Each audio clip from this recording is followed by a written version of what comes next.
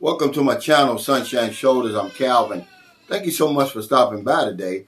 Subject of my vlog today is the Philippines, the most honest country in the world. And before I get started, let me welcome my viewers and subscribers. Thank you so much for your kindness, your generosity, and your support of my channel. It's truly been amazing. I'll never take that for granted. You know, I've been around the world, and just in my humble opinion, I think the Philippines is one of the most honest countries on the planet. Honest being relevant. Despite all the negative news about corruption, this, corruption, that, I'm speaking on the masses. I'm speaking on the people. We hear a lot about how warm and welcoming they are, but we never really hear about how honest Filipinos are. So I want to take this time to do that. I remember, I guess about 3 or 4 years ago, I was here. There was a taxi driver who had found a laptop, a phone, and some very expensive headphones, all worth thousands of dollars, in his taxi, and he turned it in. It belonged to a businessman who had been one of his customers for the day. Well, the city, after finding out how valuable the stuff was, they honored him. And they also gave him an opportunity to study and work in Australia. And when they asked him, they said, "Why did you turn this stuff in? You could have easily sold it." He said, "I never even thought about it." He said, "Once I realized that he had left his belongings behind, I turned them in." And this is the type of people you're going to run into over here. So in case you misplace your phone, lose your wallet, leave your laptop somewhere, they're going to turn it in 9 times out of 10. I've got some personal stories I'm going to share with you that's going to let you know, that's going to verify and bear witness to what I'm talking about today. There's Booby, she's sleeping. But the first one happened about 2 years ago. Right around the time the pandemic was getting ready to start. We're coming back from Cebu, and we're riding a VR van. About 10 people on the van. We get to Toledo. There we get off the van. We have to ride the ferry. It's about 1 hour and 45 minutes to St. Carlos City. Well, I'm on the ferry halfway in the trip, and I remember I don't have my phone. It's not in Maryland's purse. It's nowhere. I'm panicking.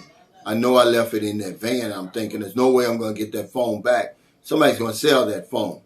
It was almost a brand new phone at the time. Had all my information in it. And don't you know, when we got to St. Carlos City, she called back to the terminal and she couldn't reach anybody. So she called her brother-in-law, who graduated from had a law enforcement course. Well, he went to the terminal and started asking around, and the guy came up with my phone. And that very same day, I got that phone back. The odds of me getting that phone back, guys, you got to realize I'm in the Philippines. That was easily a 50 or 60,000 peso lick for him. But he didn't. He turned it in.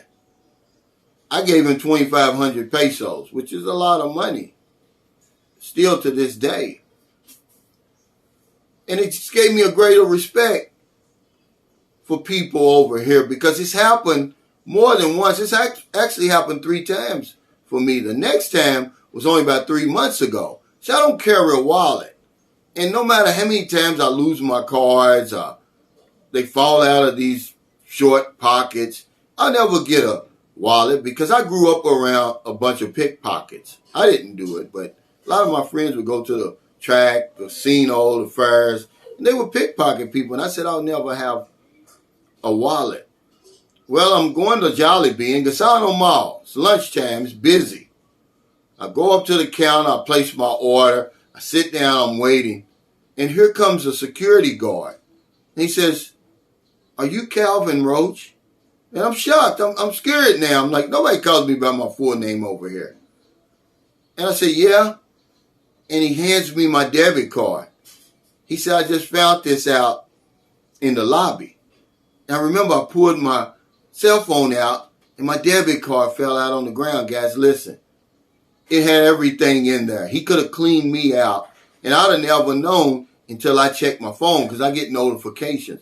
But by that time, nobody would have known who did it.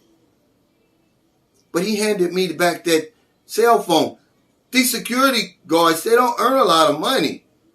A lot of people over here don't earn a lot of money. That's the reason why I hold them in such high regard. I'm like, first an iPhone, now a debit card. They could easily start buying stuff online, Lazada, Shopee, all those places. But this last story I'll share with you, and this is really a powerful story. It just happened Friday, a few days ago. We're coming back from Bantayan Island. We get stranded in Toledo. We catch the ferry to San Carlos City, and we get home, and our electricity is off. There's no internet, there's no lights, there's no nothing. So we go and rent a hotel room for the night. And I went around to save more. But instead of jumping into a tricycle like I normally do, the tricycle being the motorcycle with the sidecar, I get into the pedicab, which is the bicycle with the sidecar. Now let me remind you that pedicab drivers, they're the lowest on the totem pole in the Philippines. It's one of the hardest jobs over here and the least pay. Most of these guys, they're older, they're uneducated, they can't speak English, but they provide a much needed service over here. So I get in there, he takes me to Save More. I do my shopping, I get up to the cashier, all my cards is gone.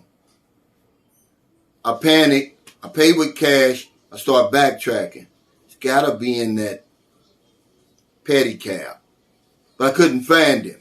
I hired another pedicab driver. We went all around trying to find him. I'm really panicking, man. Now I'm sweating because, it's hot over here. But normally I don't sweat. I'm sweating. And I get back to the hotel, and who's waiting for me by the door in the hotel, man? I'm talking about, I get chills now thinking about it. This guy had everything of mine in his hand. He had my Capital One MasterCard, which, by the way, for an average pedicab driver, that's about 3 years' salary, guys, that he had on this credit card. He didn't know it because he never even tried to use it. You don't need a pen with that card. He had my ACR card from immigration, which is very, very important. ID over here. He had my vaccination card. And he had my driver's license from the United States. He had everything. All he didn't have was my debit card because I left it in the hotel room. And I couldn't believe it. I'm like, man, you got every opportunity and every reason not to turn this in. You probably going to earn 100 pesos every day. For that day. All the toil and hustling he's doing. And I gave him 1,000 pesos because that's all I had in my pocket. If I would have had 5,000, I'd have gave it to him. Don't you know I hugged this man, man? Even though it's COVID. I'm sweating, he's sweating. He couldn't speak a bit of English, man. And that's why I have to say, man, the Philippines is one of the most honest countries I ever been in. Because my mother always said, you got to keep an honest man honest. And see, when people find stuff like that, it gives them every opportunity to be dishonest, man. But not one time did they even think twice about doing something stupid, man. They turned it in. And every time I see this pedicab driver, I promise you, I'm going to give him 1,000 pesos. Every single time. Until I leave the Philippines. Because he had 3 years of salary right in his hand. And he never even thought to use it. So thank you so much for stopping by today. I really appreciate it. If you're in America, it's getting late. Before you let your head hit the pillow, please find somebody to help. If you don't want them late grocery runs, beer runs, weed runs, just getting off second shift, or you're on your lunch break, see somebody in the street, or wherever you see him, buy them something to drink, give them a few dollars. If you're in the Philippines, there's no excuse not to help somebody. There's not a day goes by, I promise you, that I don't help somebody over here. Because if I don't know anything else, I know this one thing for sure. When we help other people, we help ourselves. Take care, stay safe, stay COVID free. I'll see you next time.